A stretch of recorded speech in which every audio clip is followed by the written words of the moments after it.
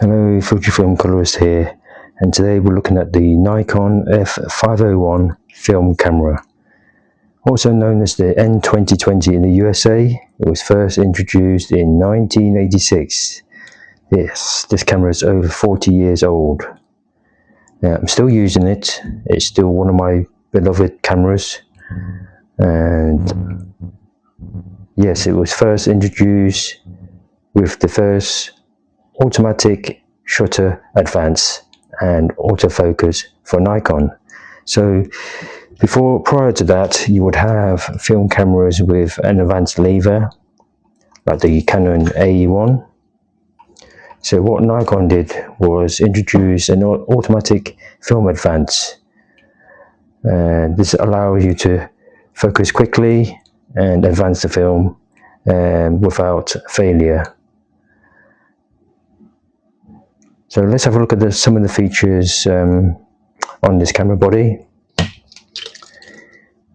You have program modes, automatic, and shutter speed settings. So you can go from bulb 1 to 1/2000th of a second. You can have automatic shutter priority, and there are 3 program modes here. Now this confuses a lot of people, the program modes. The program mode will select, program normal will select shutter speed and aperture based on the metering.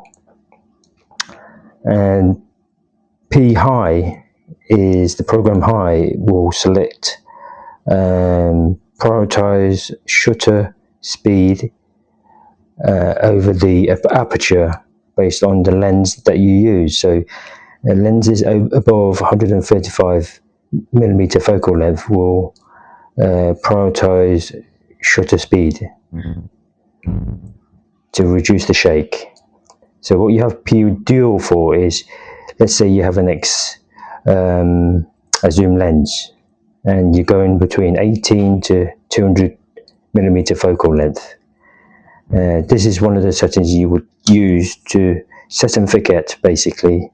When you're zooming out to 135 and above, it will prioritize the shutter speed for you, and if you go below that, it will act as a regular normal program mode.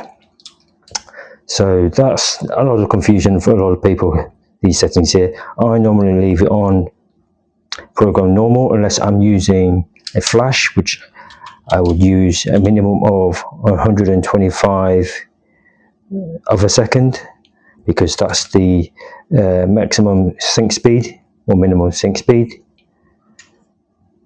On this right hand dial here, you got the red L, which is the lock button. You got the S when it's on position, single shot. So, and then you got the C, continuous mode, which is a continuous shot mode.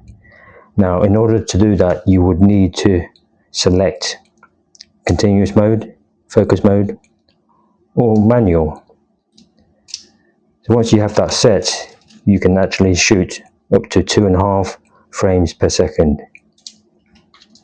Now, this is not high speed frame shooting. You've got to bear in mind this is 40 years old, and 2.5 frames would have been a marvel at the time. So you've got some features at the front. You've got autofocus lock, and you've got auto exposure lock, and you've got the timer button here in red. It's recessed in so you don't accidentally press it.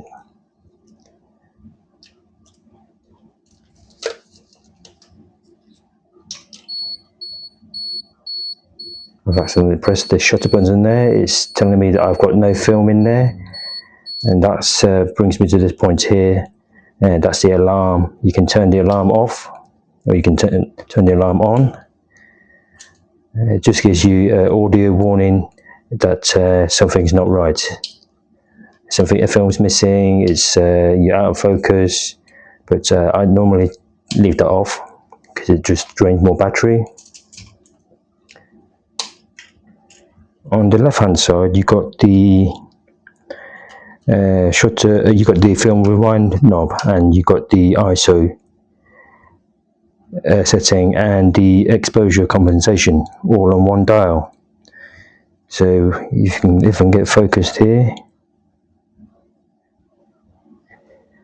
So at the minute I've got it set to DX.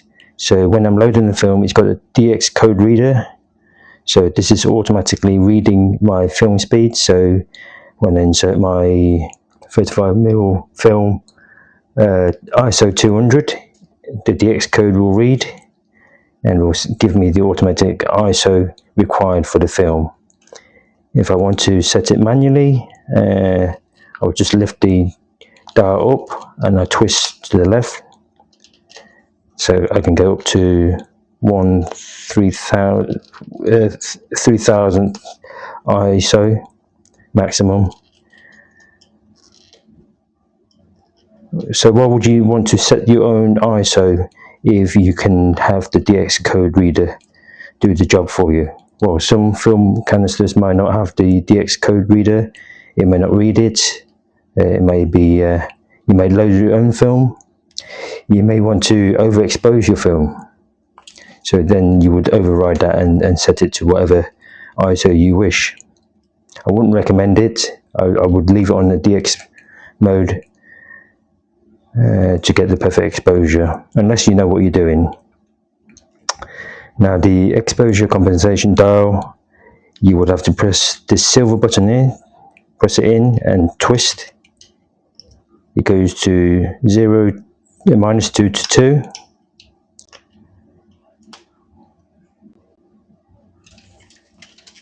This is the film cover at the back. Let's see if I can get it open. It takes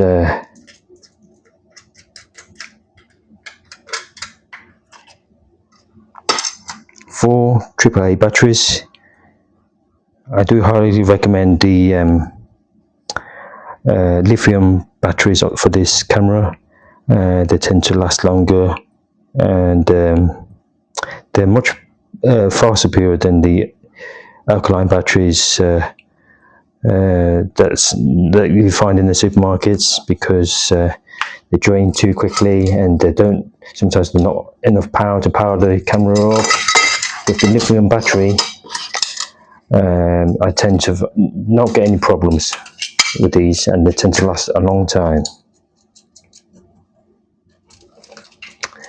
And this is the film window at the back. It tells you, you can read the film canister, see how many ISO the film is, what film you got in the canister, what exposure you're expected to have, 36 or 24. And this is the window to tell you when you're rewinding the film whether it's moving or not. To rewind the film, you press this slide to the right, you press the button down, and then you would lift the knob back, rotate it towards clockwise until the film spool feels smooth. So once you've done that, you would lift it up, open the back, get your film out, return it to its normal position. You can fire, when you load your film, you can fire it off. What it's doing is it's advancing the film. I'm doing a test shot now just to say that it's got no film in there. You can see it's alarming to say I've got no film.